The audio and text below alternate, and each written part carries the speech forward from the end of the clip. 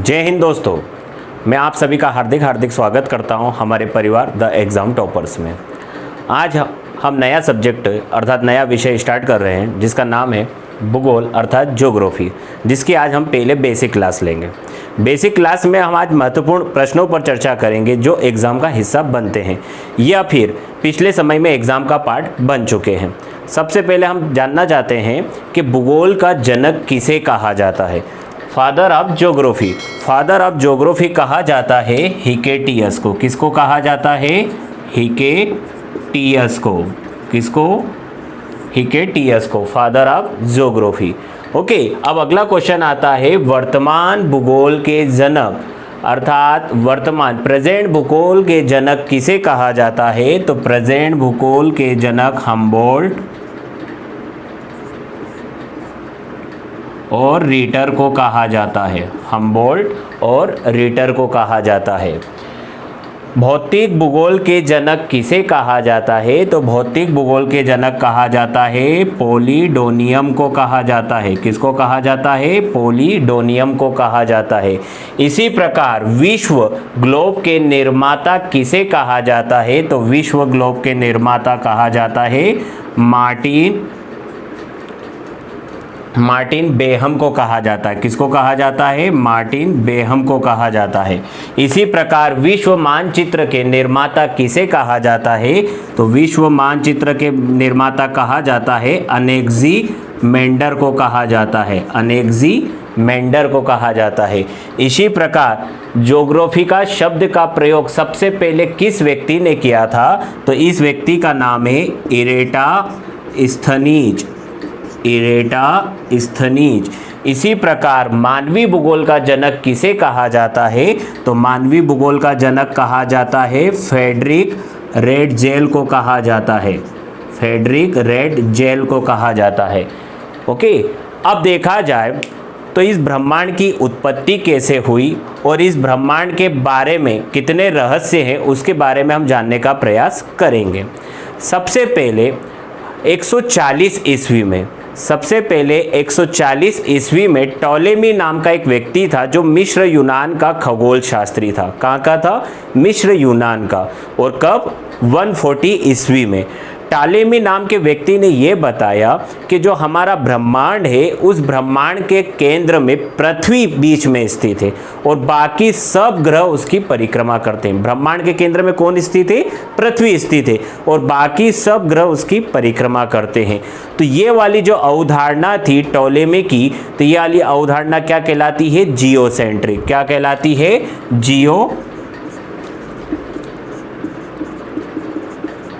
Geocentric. किसकी अवधारणा थी ये? टॉलेमी की। और कब दी थी इसने? 140 ईस्वी में। टॉलेमी ने क्या किया था कि ब्रह्मांड के केंद्र में कौन स्थित है? पृथ्वी, और बाकी सब ग्रह उसकी परिक्रमा करते हैं। तो ये वाली अवधारणा क्या कहलाई? जियोसेंट्रिक।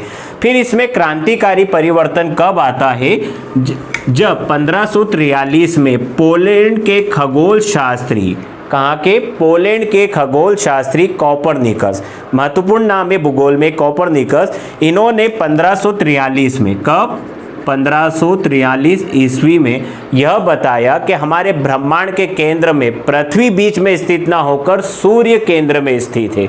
और इनकी यह अवधारणा जो थी वो सौर मंडल तक सीमित थी। इसी कारण इनकी अवधारणाओं को हम क्या कहते हैं?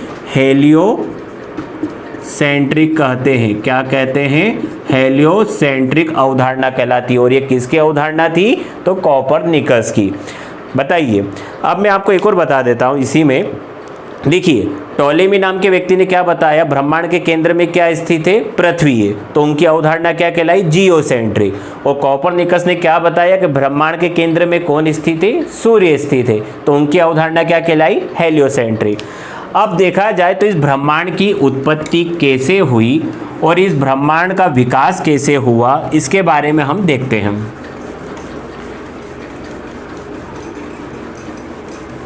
इस ब्रह्मांड की उत्पत्ति के लिए सर्वाधिक मान्य सिद्धांत है जिसे अपन बिग बैंग सिद्धांत कहते हैं या बिग बैंग थ्योरी भी कहा जाता है। इस सिद्धांत के प्रतिपादक जो थे वो देखा जाए तो एक प्रसिद्ध पादरी थे जॉर्ज लेमेंटर। वो कहाँ के निवासी थे? तो बेल्जियम के थे। क्या नाम था उनका? जॉर्ज लेमेंटर। ये कहाँ के थे? तो ये बेल्जियम के थे। कहाँ के निवासी थे? बेल्जियम के। इन्होंने देखा जाए बिग बैंग थ्योरी सिद्धांत का रहस्य का पता लगाया था। और इन्होंने कब लगाया था? तो 1894 में, 1894 में। परंतु देखा जाए 1960 के 70 के दशक में, 1960-70 के दशक में रॉबर्ट वेगनर नाम का व्यक्ति, कौन? रॉबर्ट वेगनर नाम का जो व्यक्ति है उसने इस सिद्धांत का प्रतिपादन किया था। किस सिद्धांत का? बिग बैंग थ्योरी का। उन्होंने ये बताया था कि आज से लगभग 15 अरब वर्ष पहले, अर्थात 1500 करोड़ वर्ष पहले, इस ब्रह्मांड में एक विशालकाय पिंड था जिसका निर्माण भारी पदार्थों से हुआ था। उसमें अचानक विस्फोट होता है जिसके कारण सामान्य पदार्थ निर्मित होते हैं। फिर इनके अलगाव के कारण वो काले पदार्थ में परिवर्तित हो जाते हैं। फिर उनके जमाव के कारण असंख्य ब्रह्मांडी पिंडों का सृजन होता है। फिर असंख्य जो ब्रह्मांडी पिंड होते हैं इनके चारों ओर वापिस सामान्य पदार्थ का जमाव होता है जिसके फलस्वरूप उनके आकार में वृद्धि होती है और आकाशगंगा का निर्माण होता है। फिर आकाशगंगा में पुनः स्फोट होता है जिसके कारण काय का निर्माण होता है? तारे का निर्माण होता है। और आज ब्रह्मांड की उत्पत्ति के लिए सर्वाधिक मान्य सिद्धांत जो माना जाता है वो बिग बैंग थ्योरी ही माना जाता है, जिसके प्रतिपादक कौन थे? जॉर्ज लेमेंटर। और इन्होंने क्या बताया था कि आज से ठीक 15 अरब वर्ष पहले, अर्थात 15 बिलियन वर्ष पहले, एक विशालकाय पिंड था जो ब्रह्मांड में घूम रहा था जिसका निर्माण भारी पदार्थ से होता है। उसमें अचानक विस्फोट होता है जिसके कारण सामान्य पदार्थ का निर्माण होता है। अब इन सामान्य पदार्थ अलगाव के कारण धीरे धीरे काले पदार्थ में परिवर्तित हो जाते हैं। फिर इनके समूहन से असंख्य ब्रह्मांडी पिंडों का सृजन होता है। फिर ये ब्रह्मांडी पिंड जो होते हैं इनके चारों ओर देखा जाए असंख्य वापिस काले पदार्थ निर्मित हो जाते हैं जिससे उनके आकार में धीरे धीरे वृद्धि होने लगती है। और इससे ही काय का निर्माण होता है? आकाशगंगा का निर्माण होता है। आकाशगंगा में पुनः विस्फोट होता है जिसके कारण काय का निर्माण होता है? तारे का निर्माण होता है। तो ये था ब्रह्मांड का पूरा रहस्य। अब हम देखा जाए तो आकाशगंगा की बात करते हैं, अर्थात गैलेक्सी की। पूरे ब्रह्मांड में लगभग 100 अरब आकाशगंगाएं। कितनी है? 100 अरब। कितनी आकाशगंगा है? 100 अरब। और एक आकाशगंगा में तारे भी कितने होते हैं? 100 अरब तारे होते हैं। पूरी आकाशगंगाएं कितनी है ब्रह्मांड में? 100 अरब। और एक आकाशगंगा में तारे भी कितने होते हैं? 100 अरब तारे होते हैं। अब देखा जाए आकाशगंगा होती क्या है। आकाशगंगा देखा जाए 3 घूर्णनशील भुजाओं की एक आकृति होती है जो हमें ब्रह्मांड में दिखाई देती है। और इसमें देखा जाए जो इस प्रकार की आकृति हमें दिखाई देती है और इसमें 3 घूर्णनशील भुजाएं होती है। और इसका जो केंद्रीय भाग होता है वो बल्ज कहलाता है। क्या कहलाता है? बल्ज। और यह सर्वाधिक चमकीला दिखाई देता है। क्यों दिखाई देता है?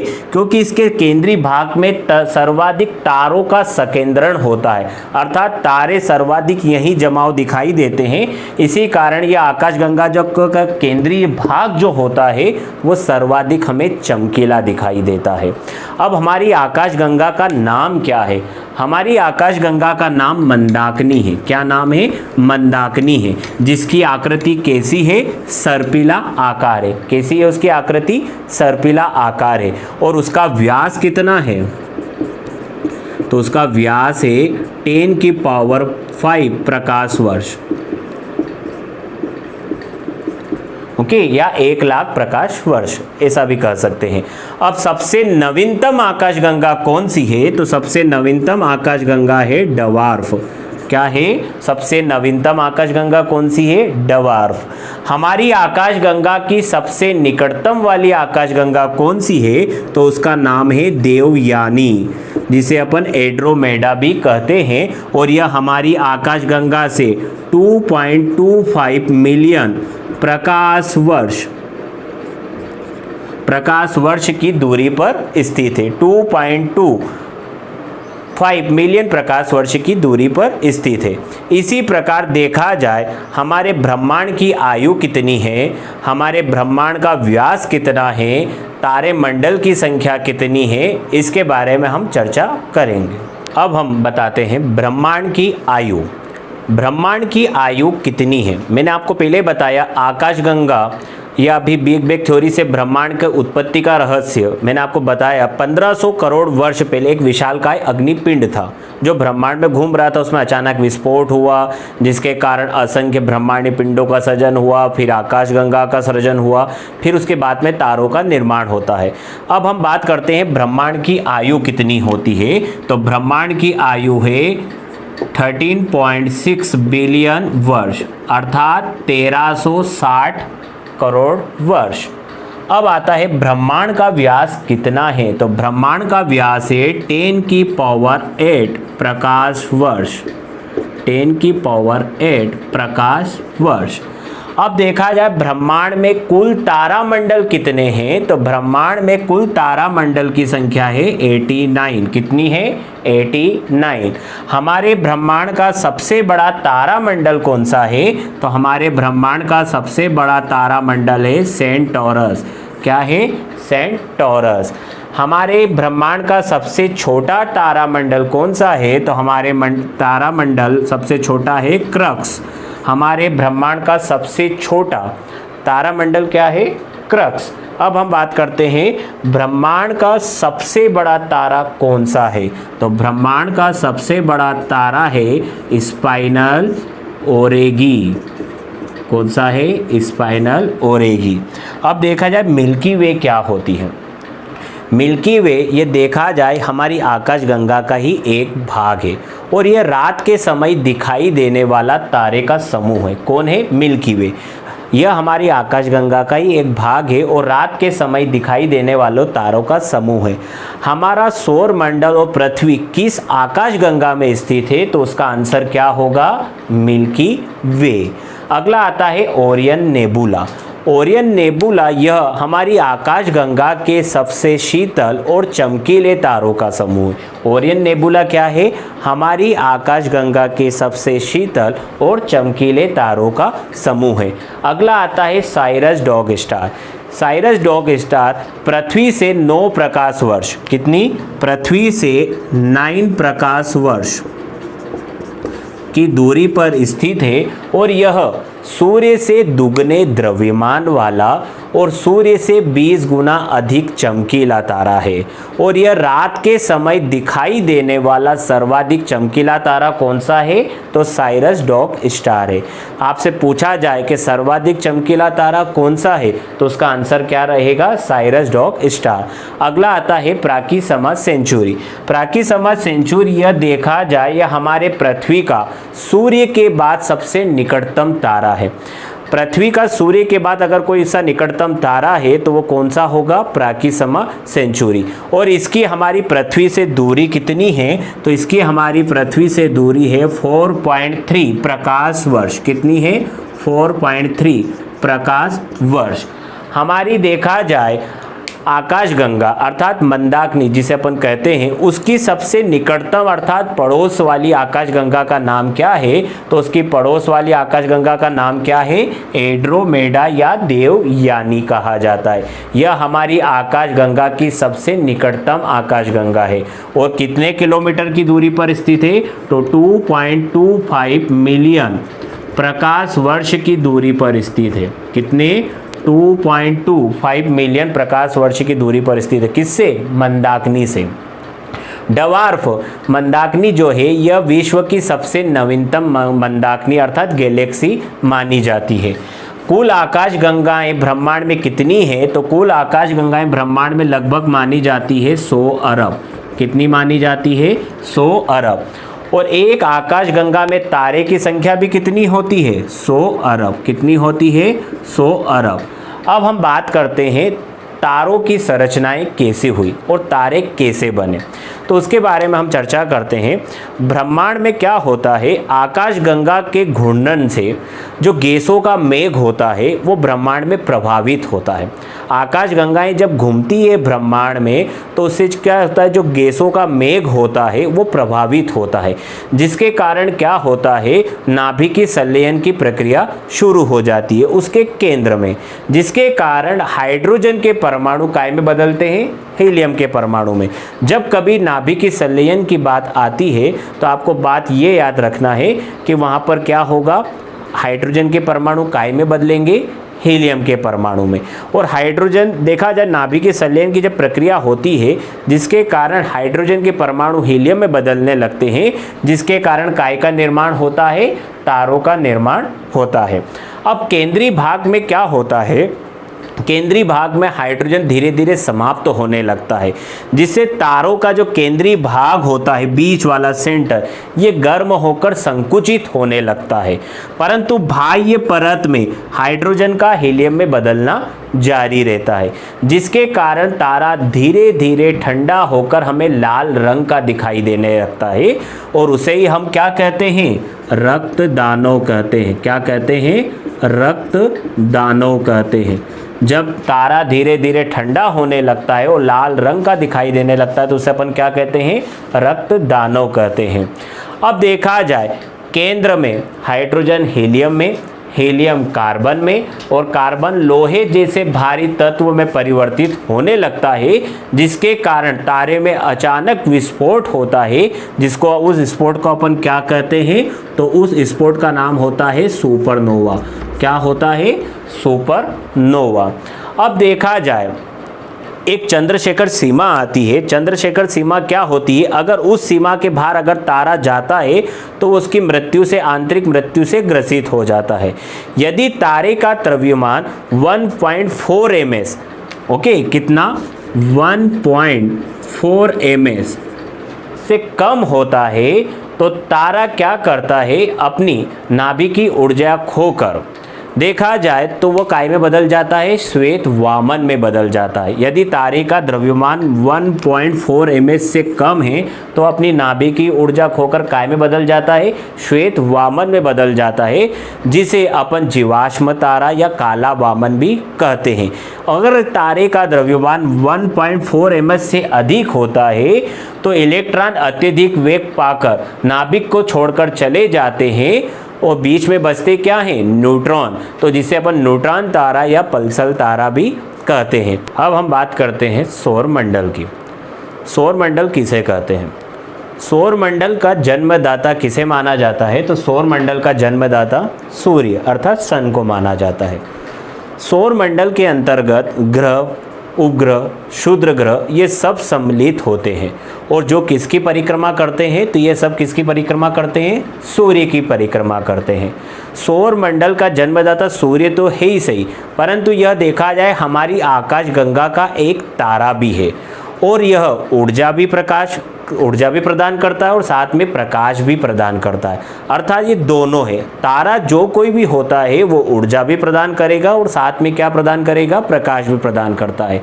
और सूर्य की ऊर्जा का मुख्य स्रोत क्या होता है, नाभिकीय संलयन। नाभिकीय संलयन में क्या होता है, हाइड्रोजन के परमाणु काय में बदलते हैं, हीलियम के परमाणु में बदलते हैं। आपको मैं वापस बता देता हूँ, सौर मंडल किसे कहते हैं, सूर्य के चारों ओर घूमने वाले ग्रह, उपग्रह, क्षुद्र ग्रह, ये सब क्या कहलाते हैं, संयुक्त रूप से सौर मंडल कहलाते हैं। सौर मंडल का जन्मदाता किसे माना जाता है, सूर्य को माना जाता है। सूर्य हमारी आकाशगंगा का एक तारा है जो ऊर्जा और प्रकाश दोनों प्रदान करता है, और सूर्य की ऊर्जा का मुख्य स्रोत क्या होता है, नाभिकीय संलयन। अब हम चर्चा करते हैं सूर्य पर।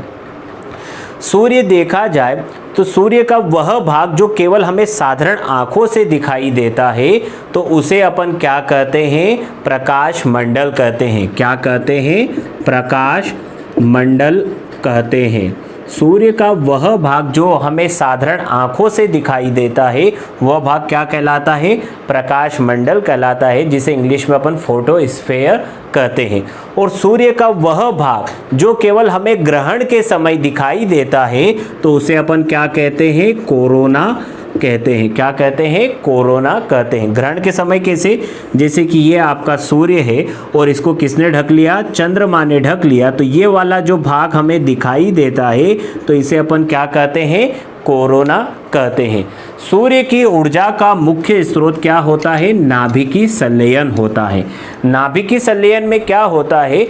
हाइड्रोजन के परमाणु हीलियम में बदलते रहते हैं, जिसके कारण अपार मात्रा में ऊर्जा मुक्त होती है। कभी कभी यह परमाणु का विस्फोट इतना खतरनाक होता है कि सूर्य की आकर्षण शक्ति के बाहर सीधे अंतरिक्ष में चला जाता है, तो जिसे अपन क्या कहते हैं? सौर ज्वाला कहते हैं। क्या कहते हैं? सौर ज्वाला कहते हैं।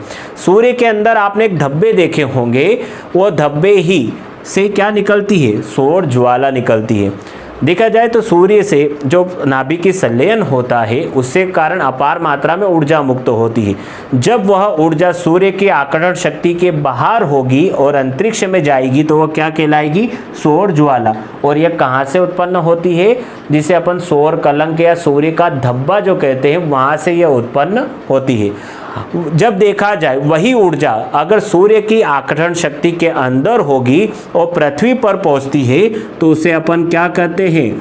सूर्य ताप कहते हैं। क्या कहते हैं? सूर्य ताप कहते हैं। और यह देखा जाए इसी के कारण पृथ्वी हमें प्रकाशमान दिखाई देने लगती है।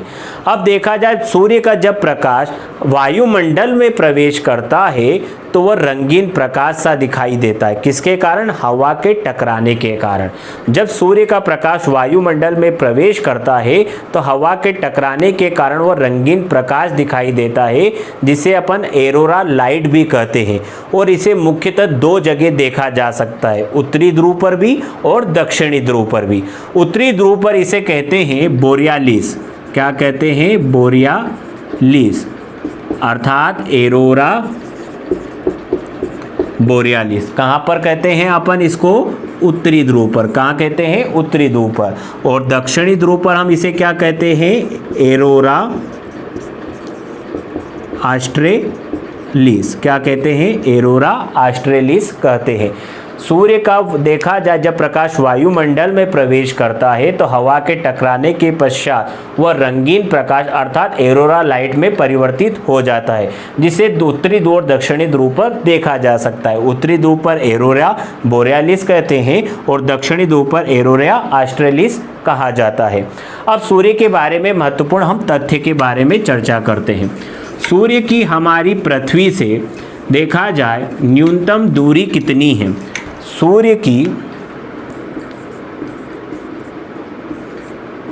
सूर्य की हमारी पृथ्वी से न्यूनतम दूरी है 14 करोड़ 70 लाख किलोमीटर। कितनी है? 14 करोड़ 70 लाख किलोमीटर। यह हमारी पृथ्वी से क्या है? इसकी न्यूनतम दूरी है। माइनस का मतलब न्यूनतम दूरी है। इसी हमारी पृथ्वी से इसकी अधिकतम दूरी कितनी है? 15 करोड़ 21 लाख किलोमीटर। कितनी है? 15 करोड़ 21 लाख किलोमीटर। अब पृथ्वी से हमारी इसकी औसत दूरी कितनी है? तो 14 करोड़ 98 लाख किलोमीटर। कितनी? 14 करोड़ 98 लाख किलोमीटर। पृथ्वी से न्यूनतम दूरी 14 करोड़ 70 लाख किलोमीटर, पृथ्वी से अधिकतम दूरी 15 करोड़ 21 लाख किलोमीटर, पृथ्वी से औसत दूरी जिसे अपन माध्य दूरी कहते हैं 14 करोड़ 98 लाख किलोमीटर। अब देखा जाए सूर्य का व्यास कितना है। सूर्य का व्यास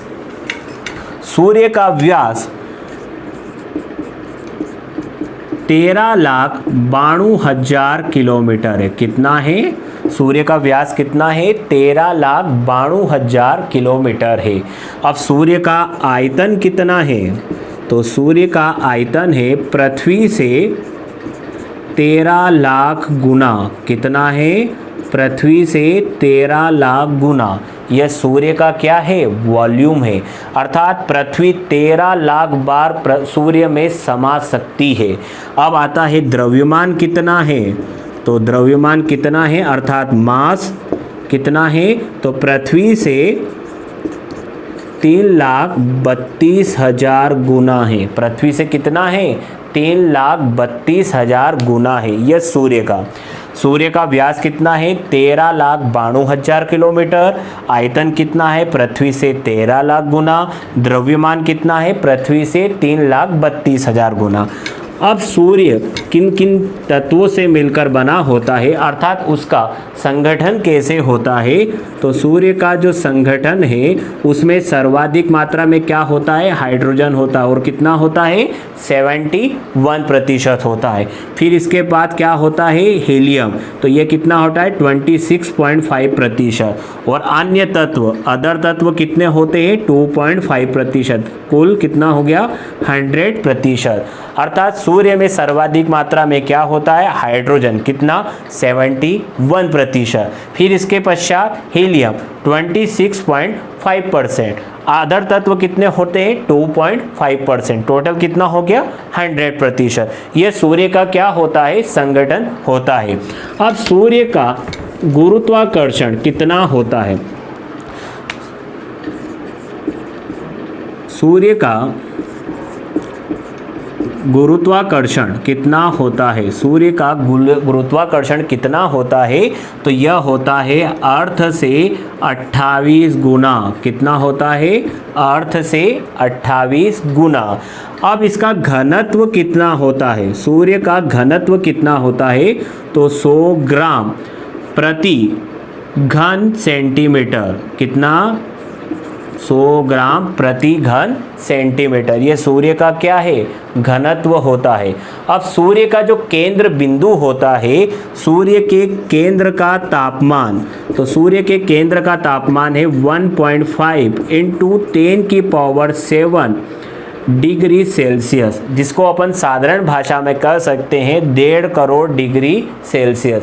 यह सूर्य का जो केंद्र बिंदु जो होता है उसका तापमान है, जिसे अपन 15 मिलियन डिग्री सेल्सियस भी कह सकते हैं। अब देखा जाए सूर्य का वह भाग जो हमें आँखों से दिखाई देता है, जिसे अपन क्या कहते हैं? सतह। सतह का तापमान कितना है? तो 6000 डिग्री सेल्सियस है। कितना है? 6000 डिग्री सेल्सियस है। अब सूर्य का जो देखा जाए धब्बा होते हैं, जिससे क्या उत्पन्न होती है? सौर ज्वाला, जिसको अपन सौर कलंक भी कहते हैं। सूर्य के धब्बों का तापमान कितना है? तो सूर्य के धब्बों का तापमान कितना होता है? 1500 डिग्री सेल्सियस। और यह सूर्य का सबसे ठंडा हिस्सा होता है। और यहाँ से क्या उत्पन्न होती है? सौर ज्वाला उत्पन्न होती है। अब देखा जाए सूर्य की ऊर्जा का उत्सर्जन। सूर्य की ऊर्जा का उत्सर्जन। अब सूर्य की ऊर्जा का जो उत्सर्जन होता है वो कितना होता है? 10⁻26 जूल प्रति सेकेंड। 10⁻26 जूल प्रति सेकेंड। सूर्य का दबाव कितना होता है? दबाव कितना होता है? तो यह होता है 1 अरब एटमोस्फीयर। क्या होता है? 1 अरब एटमोस्फीयर होता है। सूर्य भी देखा जाए हमारी आकाशगंगा का एक तारा है, और वह भी परिक्रमा करता रहता है। किसकी? आकाशगंगा की। तो उसकी भी घूर्णन अवधि होती है। तो उसकी घूर्णन अवधि 2 प्रकार होती है, एक भूमध्य रेखा के सापेक्ष और एक ध्रुवों के सापेक्ष। तो भूमध्य रेखा के सापेक्ष उसकी घूर्णन अवधि कितनी होती है? तो भूमध्य रेखा के सापेक्ष उसकी घूर्णन अवधि होती है 25.38 दिन। कितनी? 25.38 दिन। किसके सापेक्ष? इक्वेटर अर्थात भूमध्य रेखा के सापेक्ष। और ध्रुवों के सापेक्ष अर्थात पोल, ध्रुवों के सापेक्ष इसकी घूर्णन अवधि कितनी होती है? 34 से 35 दिन। यह इसकी घूर्णन अवधि होती है। सूर्य की आयु कितनी है? तो सूर्य की आयु अनुमानतः 5 बिलियन वर्ष मानी जाती है, अर्थात 500 करोड़ वर्ष मानी जाती है। तारे की अनुमानित आयु कितनी मानी जाती है? तारे की अनुमानित आयु 10 बिलियन वर्ष मानी जाती है। अब सूर्य के प्रकाश की चाल क्या होती है? सूर्य का प्रकाश 1 सेकंड में कितना चलता है, जिसके बारे में हम अभी बताता हूं, मैं आपको चर्चा करते हैं। सूर्य का प्रकाश की चाल होती है 3 लाख किलोमीटर प्रति सेकेंड। 3 लाख किलोमीटर प्रति सेकेंड। अगर इसको मीटर में बदलना हो तो 10⁸ मीटर प्रति सेकेंड। अर्थात सूर्य का प्रकाश 1 सेकंड में कितना चलता है? तो 3 लाख किलोमीटर चलता है। सूर्य का प्रकाश पृथ्वी पर कितनी देर में पहुंचता है? तो सूर्य का प्रकाश पृथ्वी पर 8 मिनट 18 सेकंड में पहुंचता है, जिसे अपन लगभग 500 सेकंड भी कह सकते हैं। सूर्य का प्रकाश पृथ्वी पर कितनी देर में पहुंचता है? 8 मिनट 18 सेकंड, और इसे सेकंड में कन्वर्ट करना हो तो 500 सेकंड में पहुंचता है। अब प्रकाश वर्ष किसे कहते हैं? तो प्रकाश वर्ष मतलब ये होता है कि सूर्य के प्रकाश के द्वारा एक वर्ष में तय की गई दूरी। सूर्य के प्रकाश के द्वारा एक वर्ष में तय की गई दूरी क्या कहलाती है? प्रकाश वर्ष कहलाती है। क्या कहलाती है? प्रकाश वर्ष कहलाती है। और एक प्रकाश वर्ष बराबर कितना होता है? तो एक प्रकाश वर्ष बराबर 9.46 इंटू 10⁻12 किलोमीटर। एक प्रकाश वर्ष बराबर कितना होता है? 9.46 इंटू 10⁻12 किलोमीटर। अर्थात सूर्य के द्वारा एक वर्ष में तय दूरी कितनी होती है उसके प्रकाश की? यह इतनी होती है। अब अगला आता है एक पारसेक बराबर कितना होता है। पारसेक दूरी मापने की सबसे बड़ी इकाई होती है, और एक पारसेक बराबर होता है 3.26 प्रकाश वर्ष। कितना होता है? 3.26 प्रकाश वर्ष। पारसेक क्या होती है? दूरी मापने की सबसे बड़ी इकाई होती है। अब मैं आपको शुरू से वापस रिवाइज करवा देता हूं जो अभी तक हमने पढ़ा है। हेलियोसेंट्रिक की अवधारणा किसने दी? हेलियोसेंट्रिक की अवधारणा कोपरनिकस ने दी। कब दी? 1543 में दी। और कोपरनिकस कहाँ के निवासी थे? तो वो पोलैंड के निवासी थे। जियोसेंट्रिक की अवधारणा किसने दी? तो जियोसेंट्रिक की अवधारणा टालेमी नाम का व्यक्ति देता है, और यह कब देता है? 140 ईस्वी में। और यह कहाँ का था? तो मिस्र यूनान का था। अब देखा जाए ब्रह्मांड की उत्पत्ति कब हुई? तो ब्रह्मांड की उत्पत्ति में एक सर्वाधिक मान्य सिद्धांत है जिसे अपन बिग बैंग थ्योरी कहते हैं। और बिग बैंग थ्योरी का जन्मदाता किसे माना जाता है? जॉर्ज लेमेंटर को माना जाता है। जॉर्ज लेमेंटर ने 1894 में इस सिद्धांत का पता लगाया था, परंतु इसकी वैज्ञानिक व्याख्या करने का श्रेय रॉबर्ट वेगनर को जाता है, जिन्होंने 1960 से 70 के दशक में इसकी व्याख्या की थी। उन्होंने कहा था कि आज से लगभग 1500 करोड़ वर्ष पहले एक ब्रह्मांड में एक विशालकाय पिंड था जिसका निर्माण भारी पदार्थों से हुआ था। उसमें अचानक विस्फोट होता है जिसके कारण सामान्य पदार्थ का देखा जाए निर्माण होता है। फिर इनके अलगाव के कारण वे काले पदार्थ में परिवर्तित हो जाते हैं। फिर उनके समूहन के कारण ब्रह्मांडी पिंडों का सृजन होता है। फिर इन ब्रह्मांडी पिंडों के चारों ओर वापिस सामान्य पदार्थ का जमाव होने लगता है और धीरे धीरे उनके आकार में वृद्धि होने लगती है, जिसके फलस्वरूप आकाशगंगा का निर्माण होता है। आकाशगंगा में पुनः विस्फोट होता है जिसके कारण असंख्य तारों का निर्माण होता है। अब बात आती है आकाशगंगा। आकाशगंगा देखा जाए एक तारों का समूह होती है, और एक आकाशगंगा में लगभग 100 अरब तारे होते हैं। कितने तारे होते हैं? एक आकाशगंगा में 100 अरब तारे होते हैं। और ब्रह्मांड में कुल आकाशगंगा की संख्या कितनी है? 100 अरब है। आकाशगंगा में 3 घूर्णनशील भुजाएं होती है। कितनी होती है? 3 घूर्णनशील भुजाएं होती है, और एक केंद्रीय भाग होता है जिसे हम बल्ज कहते हैं। और इसका जो केंद्रीय भाग जो बल्ज होता है वो सर्वाधिक चमकीला दिखाई देता है। क्यों दिखाई देता है? क्योंकि यहाँ पर तारों का संकेंद्रण सर्वाधिक होता है, इस कारण वो सर्वाधिक चमकीला दिखाई देता है। हमारी आकाशगंगा का नाम क्या है? हमारी आकाशगंगा का नाम मंदाकिनी है, जिसकी आकृति क्या है? सर्पिला आकार है, और उसका व्यास कितना है? तो 1 लाख प्रकाश वर्ष। कितना है? 1 लाख प्रकाश वर्ष। हमारी आकाशगंगा की सबसे निकटतम आकाशगंगा कौन सी है? तो हमारी आकाशगंगा की सबसे निकटतम आकाशगंगा का नाम क्या है? देवयानी या एंड्रोमेडा है, और यह हमारी आकाशगंगा से 2.25 मिलियन प्रकाश वर्ष की दूरी पर स्थित है। मिल्की वे क्या होता है? तो मिल्की वे रात के समय दिखाई देने वालों तारों का समूह होता है और हमारा सौर मंडल और पृथ्वी इसी आकाशगंगा में स्थित है, अर्थात किसमें? मिल्की वे, अर्थात जिसे अपन दूध मेखला कहते हैं। ओरियन नेबुला क्या होता है? तो यह हमारी आकाशगंगा के सबसे शीतल और चमकीले तारों का समूह होता है। साइरस डॉग स्टार क्या होता है? तो साइरस डॉग स्टार पृथ्वी से 9 प्रकाश वर्ष की दूरी पर स्थित है और यह सूर्य से दुगने द्रव्यमान वाला और सूर्य से 20 गुना अधिक चमकीला तारा है और यह रात के समय दिखाई देने वाला सर्वाधिक चमकीला तारा भी कौन सा है? प्राकिसमा, आपका नहीं, साइरस डॉग स्टार है। अगला आता है प्राकिसमा सेंचुरी। प्राकिसमा सेंचुरी क्या होता है? यह सूर्य का देखा जाए निकटतम तारा है, अर्थात पृथ्वी का सूर्य के बाद सबसे निकटतम तारा कौन सा होगा? प्राकिसमा सेंचुरी होगा और इसकी पृथ्वी से दूरी कितनी है? 4.3 प्रकाश वर्ष है। कितनी है? 4.3 प्रकाश वर्ष है।